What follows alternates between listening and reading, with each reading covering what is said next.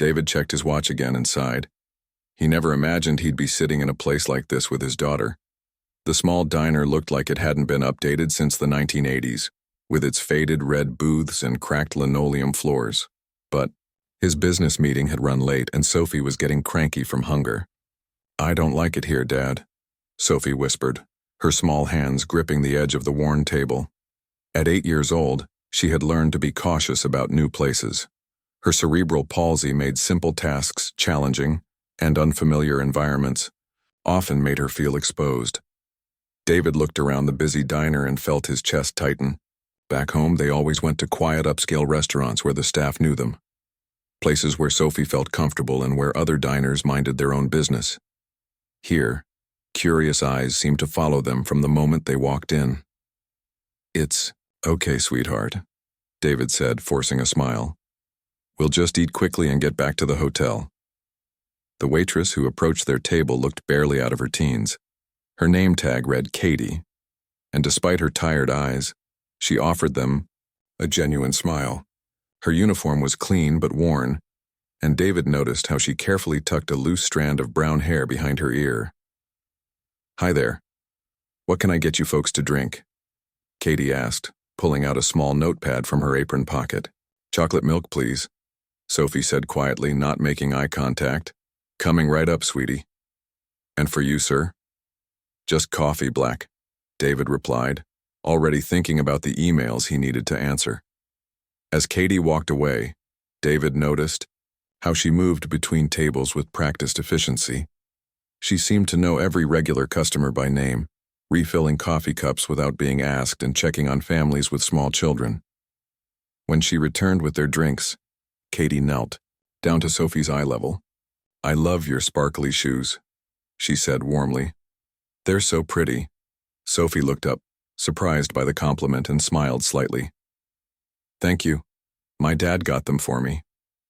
"Well, he has great taste," Katie said with a wink at David. "Now what? Sounds good to eat?" David watched as Katie patiently listened to Sophie's quiet order for chicken nuggets and fries. She didn't rush her or finish her sentences, something David appreciated more than he expected. After Katie left to place their order, David's phone buzzed with an urgent message from his business partner. The deal they'd been working on for months was hitting a snag and the investors were getting nervous. "Sophie, I need to take this call," David said, standing up. "It's very important. I'll be right outside where you can see me, okay?" Sophie nodded, though David could see the familiar worry in her eyes. She hated being left alone in public places. David stepped outside the diner, pacing back and forth as he tried to calm down his panicked business partner. Through the large window, he could see Sophie sitting alone at their table, looking small and vulnerable in the busy restaurant. The phone call stretched longer than expected.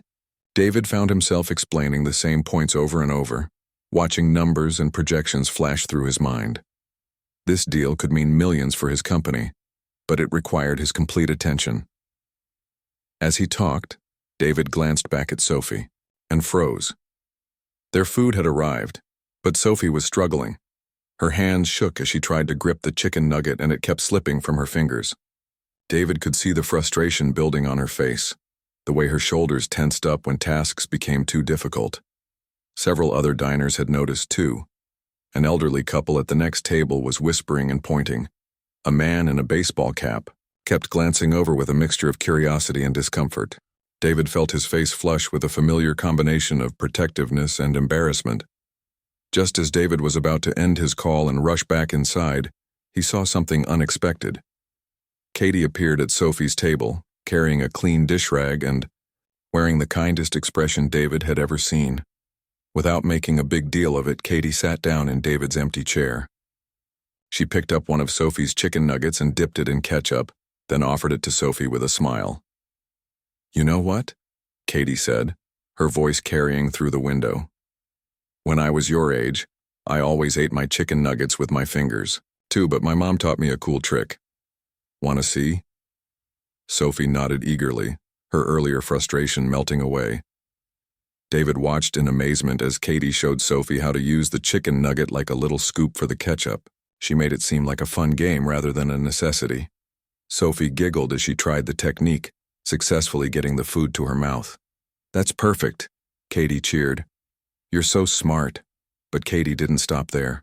When Sophie struggled with her milk carton, Katie casually moved it closer and positioned it so Sophie could manage the straw more easily. She did it all naturally, without drawing attention to Sophie's difficulties. "My favorite cartoon is about a princess who can talk to animals," Katie said, keeping Sophie engaged in conversation. "What about you? Do you like cartoons?" Sophie's face lit up in a way David hadn't seen in months. "I love the one about the girl who saves her island. She sings the best songs."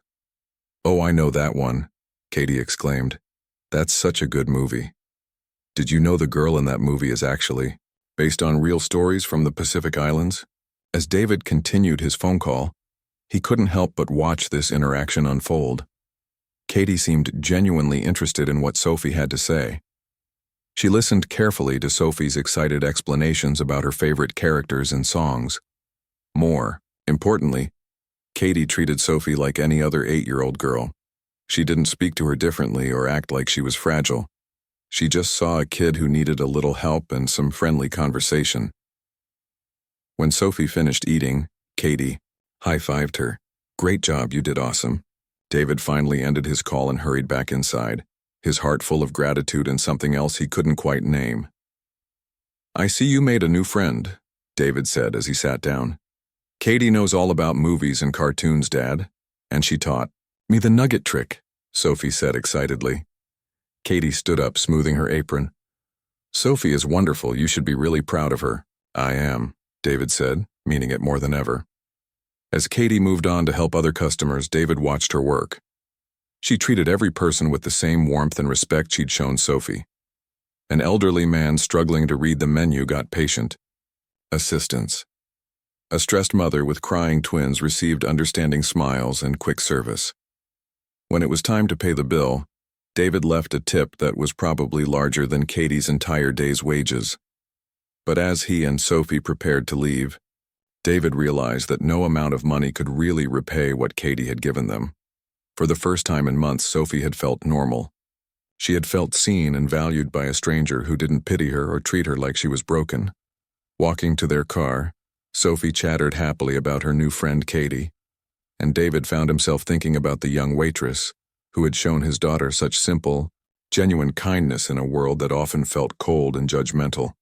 He had no idea that this chance encounter in a small-town diner would change all their lives forever. David couldn't stop thinking about what had happened at the diner. That night, as he tucked Sophie into bed at their hotel, she talked non-stop about Katie. "She was so nice, Dad. She didn't look at me funny like other people do," Sophie said, hugging her stuffed elephant tight. "Can we go back tomorrow?" "We'll see, sweetheart," David replied, though he was already planning to return. Something about that young waitress had stuck with him too. The next morning, David made an excuse about wanting to try the local breakfast before their flight home. Sophie practically bounced in her seat as they pulled up to the diner again. Katie was working the morning shift, and her face brightened when she saw them walk in. "Well, look who's back." "Hi, Sophie." "Hi, Katie." Sophie waved enthusiastically as they sat at the same booth as yesterday. This time, David paid closer attention to everything around him. He watched Katie work, and what he saw impressed him more than any business presentation he'd ever witnessed. Katie moved through the diner like a dancer, balancing plates and refilling coffee cups while somehow managing to have a personal conversation with nearly every customer. She remembered how each person liked their coffee, asked about people's families by name, and seemed to genuinely care about the answers. When she took their order, Katie sat down briefly at their table again. "So, Sophie, did you watch any good movies last night?" As Sophie launched into an excited description of the cartoon she'd watched, David found himself studying Katie more carefully. She was probably in her early 20s, but there was something mature about her eyes. She had the kind of patience that usually came from experience dealing with difficult situations. "You're really good with her," David said quietly while Sophie was distracted by the crayons Katie had brought over. Katie smiled. "Kids are easy once you figure out what makes them feel comfortable. Sophie's smart and funny. She just needs people to see that first. Not everyone does, David admitted. Their loss, Katie said simply. Sophie's got great stories and a wonderful imagination. People miss out when they don't take time to really listen. Something in Katie's tone made David curious. You sound like you speak from experience. Katie glanced around the busy diner before answering. My mom has multiple sclerosis. I've been helping take care of her since I was 16. You learn pretty quickly that everyone's fighting their own battles, you know? Some people just wear theirs on the outside more than others. David felt something shift in his chest. This wasn't just a naturally kind person. This was someone who truly understood what his family dealt with every day. That must be difficult, he said. Some days are harder than others, Katie admitted. But she taught me that having challenges doesn't make you less than anyone else. It just makes you different. And different can be pretty amazing. When their food arrived, David watched as Katie once again naturally helped Sophie without making it obvious. She positioned things within easy reach, cut Sophie's pancakes into manageable pieces, and kept up a steady stream of cheerful conversation that kept Sophie relaxed and confident. But David also noticed other things. Katie's shoes were held together with clear tape on one side. When she thought no one was looking, she rubbed her lower back like it was aching. Her uniform, while clean, was faded from too many washings. After they finished eating, David stepped outside to make another business call. Through the window, he saw the diner manager approach Katie. Even from outside, David could tell the conversation wasn't pleasant. When David came back inside, Katie was wiping down tables with more force than necessary. Her cheerful demeanor had been replaced with barely contained frustration. Everything okay? David asked as she passed their booth. Katie forced a smile. Oh, it's nothing. Just my boss reminding me that I need to focus on turning tables faster, instead of chatting with customers. David frowned. Chatting? You were just being kind to my daughter. I know that, and you know that, but Mr. Peterson thinks customer service means getting people in and out as quickly as possible. Katie sighed. It's fine. I need this job. As Katie walked away, David heard her manager's voice carry across the diner. Katie, stop socializing and get back to work. These tables won't clear themselves. David felt his jaw tighten. He'd built his company on the belief that treating people well was good business. Watching Katie get criticized for showing exactly the kind of care and attention that made customers want to return made him angry. When it was time to pay, David asked Katie if she had a minute to talk privately. I can't really take a break right now, she said nervously, glancing toward her manager. Just one quick question, David said. Do you mind me asking what your long-term plans are? Are you planning to stay in the restaurant business? Katie looked surprised by the question. Actually, I'm hoping to go back to school eventually. I want to become a special education teacher. I love working with kids who need extra support. What's stopping you? Katie's expression grew sad. Money, mostly. I'm working 3 jobs to help pay for my mom's medical bills and our rent. College isn't really an option right now. David felt like puzzle pieces were clicking into place. Here was someone with natural talent, genuine compassion, and dreams that aligned perfectly with what Sophie needed. But life circumstances were keeping her stuck in a situation that didn't use her gifts. 3 jobs? He asked. This place during the day, cleaning offices at night, and I watch kids for some families on weekends, Katie explained. It's not glamorous, but we're managing. What about your mom? How is she doing? Katie's face clouded over.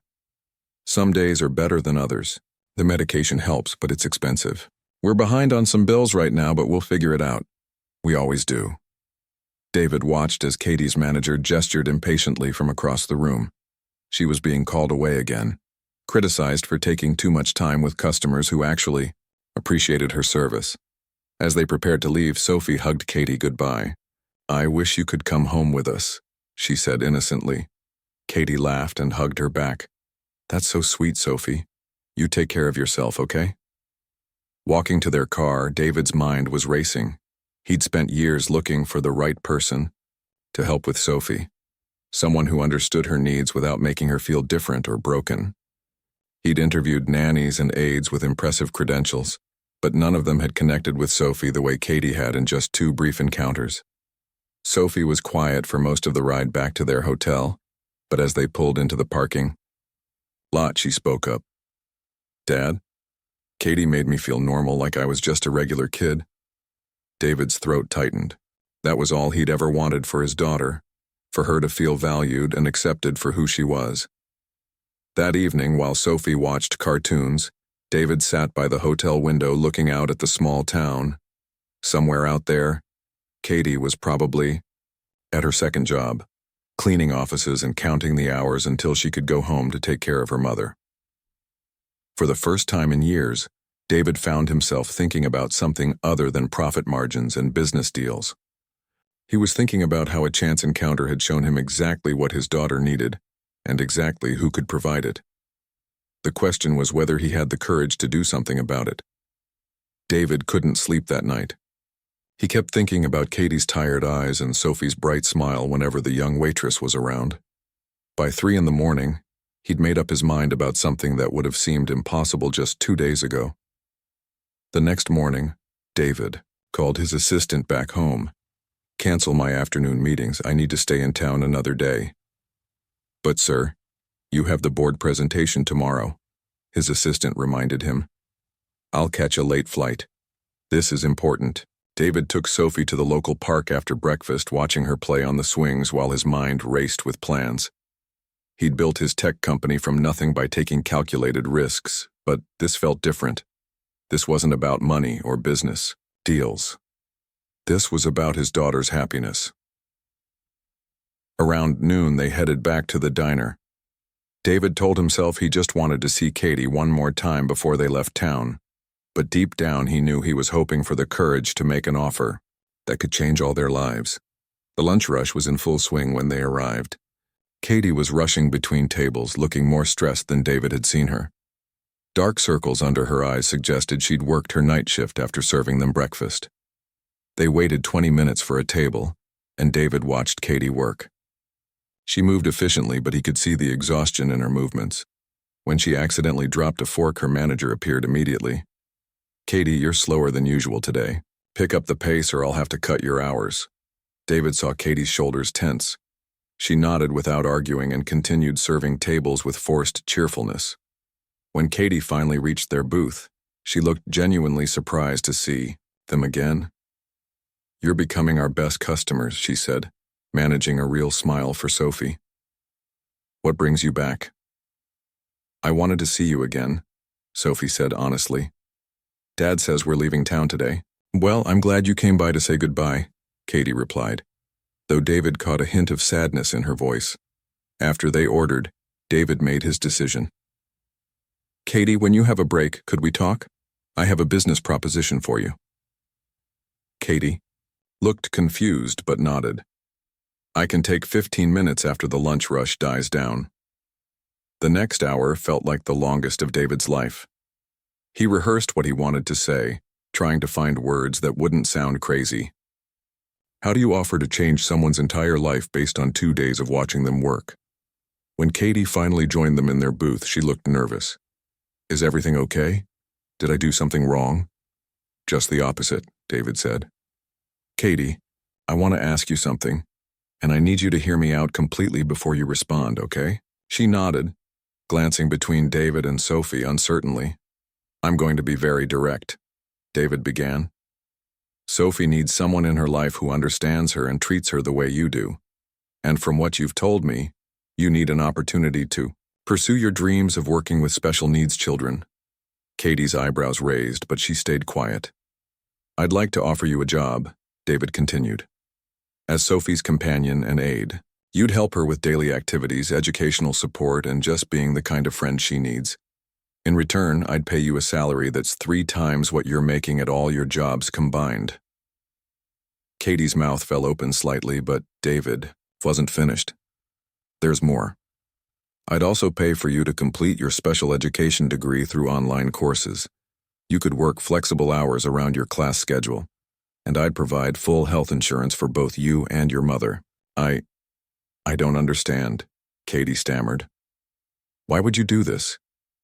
David leaned forward. Because in 2 days, you've done more for Sophie's confidence than months of expensive therapy. You see her as a capable, interesting person, not as someone to pity or fix. That's exactly what she needs. Katie looked overwhelmed. I'm sorry, I don't even know your last name. Wilson. David Wilson. Mr. Wilson, this sounds too good to be true. What's the catch? David appreciated her caution. The catch is that you'd have to move across the country. My home is in Seattle. You'd bring your mother, of course, and I'd handle all moving expenses and help you find suitable housing. Katie sat back in the booth staring at him. You're serious. Completely serious. But you barely know me.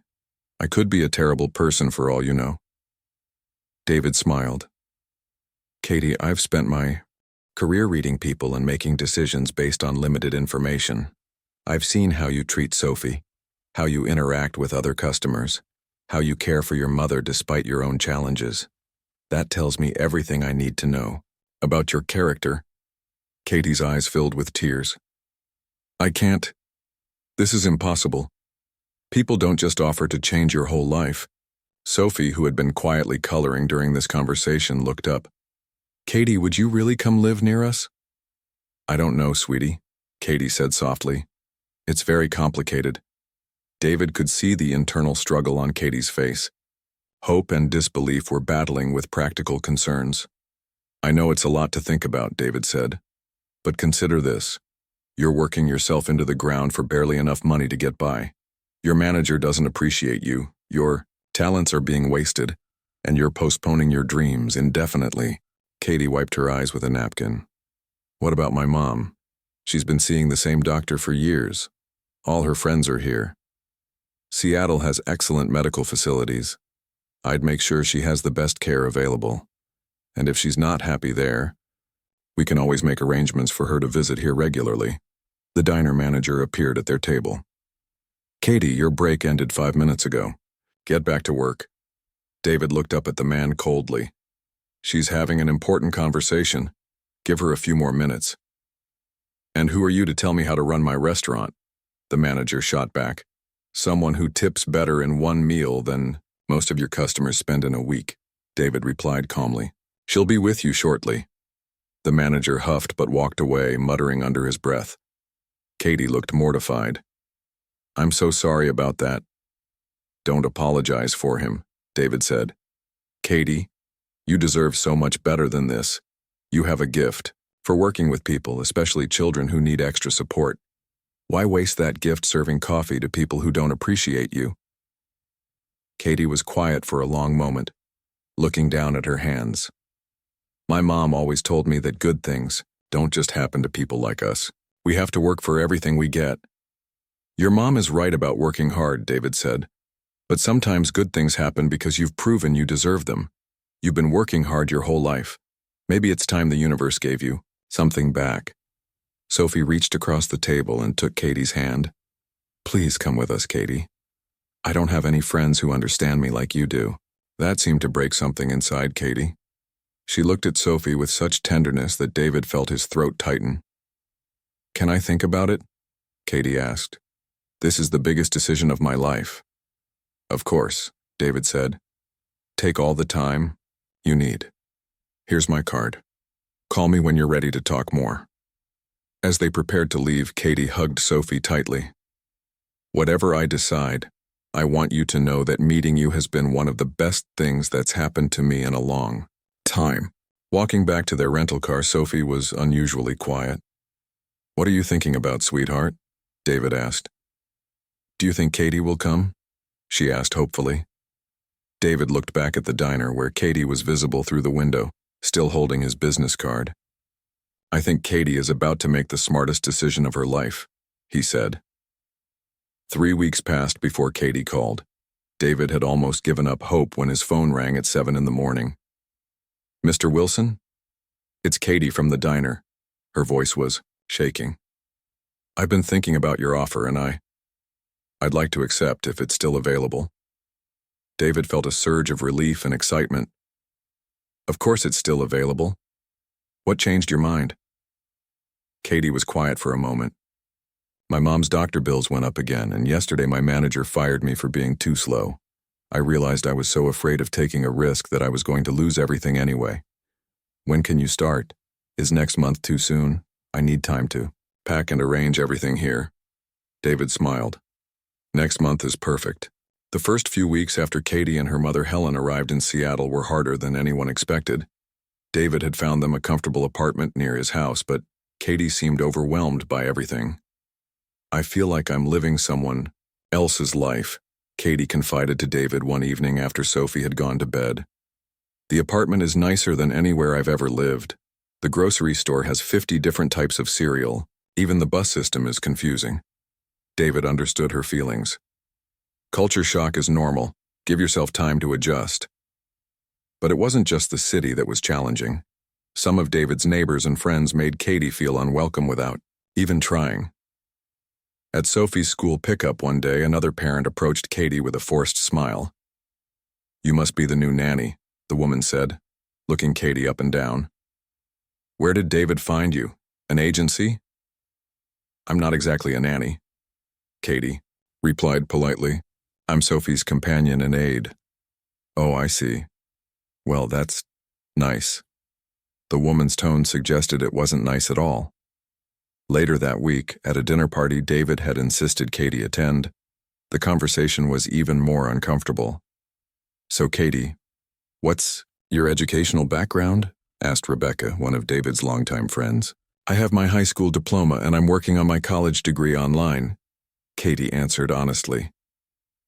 The room went quiet for a moment before someone quickly changed the subject to stock prices. Katie excused herself early that evening, and David found her sitting on his back porch looking defeated. "I don't belong here, David. These people think I'm just some small-town girl who doesn't understand their world." David sat down beside her. "You don't need to impress them. You need to be yourself. That's what Sophie needs. But what if they're right? What if I'm not qualified for this?" David turned to face her. "Katie, in 3 weeks you've helped Sophie learn to tie her shoes independently, gotten her excited about reading, and made her laugh more than I've heard in months. No amount of formal education can teach someone to do that." And it was true. Despite her insecurities about fitting in, Katie was transforming Sophie's daily life in ways David hadn't imagined possible. Instead of treating Sophie's physical therapy exercises like medical procedures, Katie turned them into games. They would walk like different animals across the living room, which helped Sophie practice her balance and coordination. During cooking adventures in the kitchen, Sophie practiced fine motor skills by stirring, pouring, and decorating cookies. Most importantly, Katie never made Sophie feel like her challenges were limitations to overcome. Instead, she helped Sophie find creative ways to accomplish her goals. "Look, Dad," Sophie called out one afternoon, proudly holding up a drawing she'd made. Katie had shown her how to use special grips on her crayons that made coloring easier and more enjoyable. "That's beautiful, sweetheart," David said, genuinely amazed by the improvement in Sophie's artwork. "Katie taught me that everyone's hands work differently, and that's okay," Sophie explained. "She says the important thing is making something that makes you happy." David watched Katie work with Sophie day after day, and he began to understand that he'd hired much more than a caregiver. Katie had natural teaching instincts that no formal training could provide. When Sophie struggled with reading, Katie didn't just drill her on phonics. Instead, she created treasure hunts where Sophie had to read clues to find prizes hidden around the house. When math homework seemed overwhelming, Katie used Sophie's love of baking to teach fractions and measurements. But perhaps most importantly, Katie helped Sophie build confidence in social situations. "I used to hide when kids stared at me," Sophie told David one evening. "But Katie taught me that most people are just curious, not mean. She showed me how to smile and introduce myself instead of looking away." David had seen this transformation in action at the park the previous weekend. When a group of children approached Sophie with questions about why she walked differently, Sophie had calmly explained that her brain and muscles worked a little differently than theirs, but that she could still play most of the same games. "Want to see how fast I can go on the swings?" Sophie had asked, and within minutes she was playing with the other children like she'd known them forever. The change in Sophie was remarkable, but David also noticed changes in Katie. As she settled into her role and began taking online classes, her confidence grew. She started expressing opinions during dinner conversations and sharing stories about her coursework in child development. "I learned something interesting in my psychology class today," Katie said one evening. "Children with physical challenges often develop stronger problem-solving skills because they have to find creative ways to accomplish tasks." "That makes sense," David replied. "Sophie has always been incredibly creative." "Exactly. Instead of focusing on what she can't do, we should be celebrating all the unique ways her mind works. She thinks outside the box because she has to, and that's actually a superpower." David loved watching Katie's passion for learning emerge. She stayed up late reading textbooks and writing papers, but never complained about being tired. Her dream of becoming a special education teacher was finally within reach. Katie's mother, Helen, was also thriving in their new environment. The medical care in Seattle was excellent, and having financial security for the first time in years reduced much of her stress. "I feel like I got my daughter back," Helen told David one day. "For years, Katie worked herself to death taking care of everyone else. Now I get to watch her chase her dreams instead of just surviving." One evening, about 2 months after Katie's arrival, David found himself watching Katie and Sophie work on a puzzle together. Katie was teaching Sophie about patience and problem-solving while making the entire process feel like play. "You know what, Sophie?" Katie said as they found a particularly tricky piece. "Some of the most beautiful pictures are made up of pieces that don't look like much by themselves, but when you put them in the right place, they create something amazing." David realized that Katie wasn't just talking about the puzzle. She was describing what had happened to their little family. 3 people from completely different worlds had somehow fit together perfectly, creating something beautiful that none of them could have achieved alone. That night, after Sophie was asleep, David found Katie studying at the kitchen table surrounded by textbooks and notes. "How are the classes going?" he asked. Katie looked up with tired but happy eyes. "Hard but incredible. I'm learning so much about child development and special needs education. Everything I do with Sophie makes more sense now." "I have a confession," David said. "When I first offered you this job, I thought I was helping you. Now I realize you've helped us far more than we've helped you." Katie smiled. "I think we've helped each other. 6 months ago, I never imagined I could have a life like this." As David headed to bed that night, he couldn't help but smile. His impulsive decision to hire a small-town waitress was turning out to be the smartest business deal he'd ever made. 2 years later, David barely recognized the quiet, frustrated little girl Sophie used to be. Now 10 years old, she was confident, outgoing, and eager to try new things. But the biggest surprise wasn't Sophie's transformation. It was how much Katie had changed his own life. The morning of Sophie's 10th birthday party, David found Katie in the kitchen at 6 a.m., decorating cupcakes with the patience of an artist. She'd graduated from her online program 6 months earlier and was now working toward opening her own therapy center for children with special needs. "You didn't have to get up this early," David said, pouring himself coffee. "The party doesn't start until noon." Katie looked up from a cupcake she was carefully decorating with purple frosting. Sophie specifically requested unicorn cupcakes. "Apparently regular cupcakes aren't magical enough for a double-digit birthday." David laughed. That sounded exactly like something Sophie would say. Over the past 2 years, his daughter had developed quite the imagination and wasn't shy about sharing her ideas. "Besides," Katie continued, "I wanted everything to be perfect.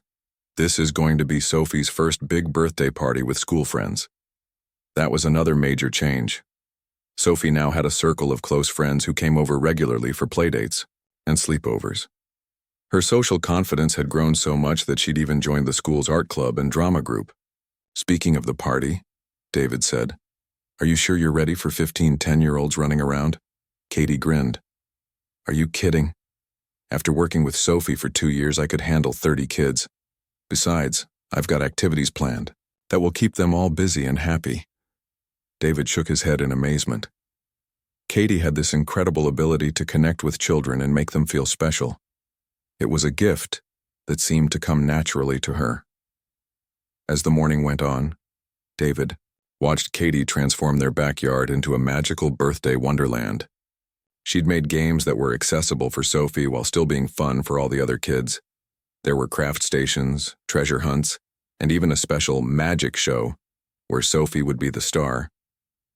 The party was a huge success. David stood on the back porch, watching 15 children laughing and playing together. Sophie was right in the middle of it all, organizing games and making sure everyone was having fun.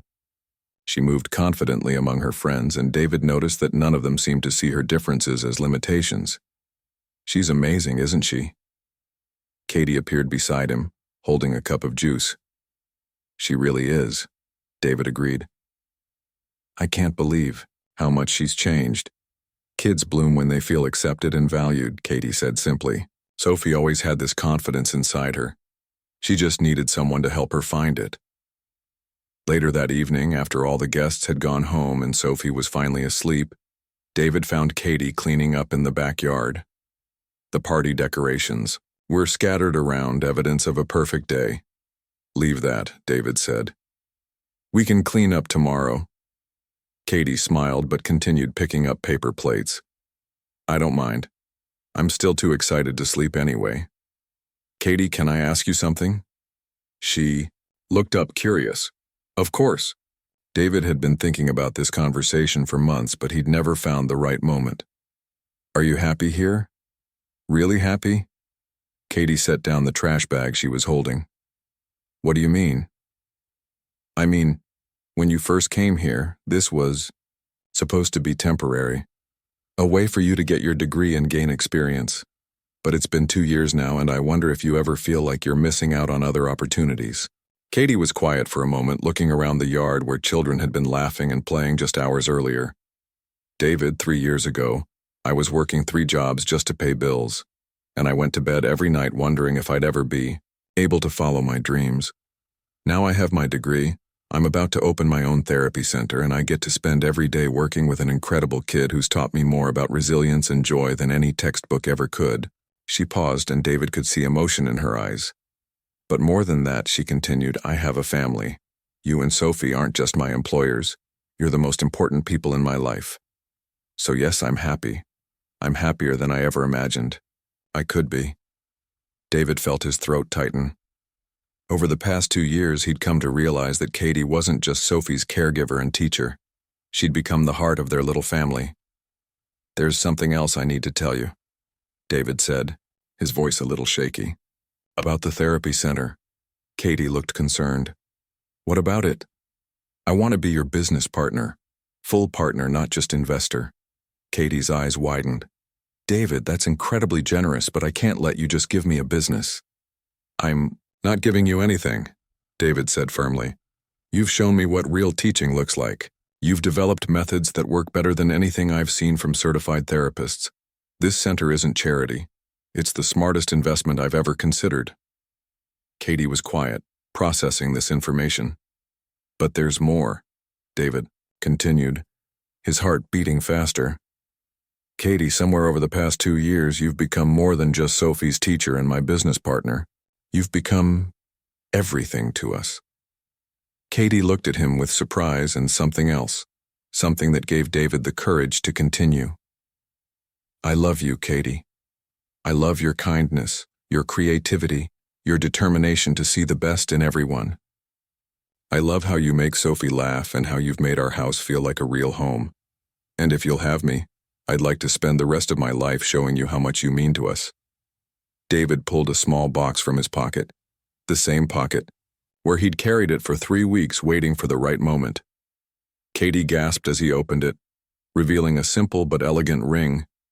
"Katie, will you marry me?" For a moment, Katie just stared at the ring, tears forming in her eyes. Then she looked up at David with the brightest smile he'd ever seen. "Yes," she whispered. "Yes, of course I'll marry you." As David slipped the ring onto her finger, Katie laughed through her tears. "I can't believe this is real. 3 years ago, I was a broke waitress in a small town, and now you're going to be my wife and Sophie's mom. And together we're going to help lots of other kids find their confidence and joy." They were interrupted by a small voice from the back door. "Did somebody say Mom?" Sophie stood in the doorway in her pajamas, rubbing sleepy eyes. "Sophie, sweetheart, you should be in bed," David said. "I heard talking and wanted to make sure everything was okay." Sophie's eyes focused on Katie's hand. "Is that a ring? Like a wedding ring?" Katie knelt down to Sophie's level. "Sophie, how would you feel about me becoming your stepmom?" Sophie's face lit up like Christmas morning. "Really? You'd really want to be my mom?" "I'd be honored to be your mom," Katie said, hugging her tight. Sophie pulled back with a serious expression. "Can I call you Mom now?" "If you want to," Katie said, her voice thick with emotion. "Mom," Sophie said, testing out the word. Then she grinned. "I like it." 6 months later, they had a small wedding ceremony in the backyard where Sophie's birthday party had been held. Sophie was the flower girl, and Katie's mother, Helen, was the matron of honor. Many of the families from Katie's new therapy center attended, along with children whose lives Katie had already begun to transform. As David and Katie exchanged vows, Sophie stood between them, holding both their hands. This wasn't just a wedding between two people. It was the official creation of a family that had been growing stronger every day. The therapy center, which they named Sophie's Place, in honor of the little girl who had brought them together, opened 3 months after the wedding. It became known throughout the city for its innovative approach to working with special needs children. But for David, Katie, and Sophie, the real success wasn't measured in business.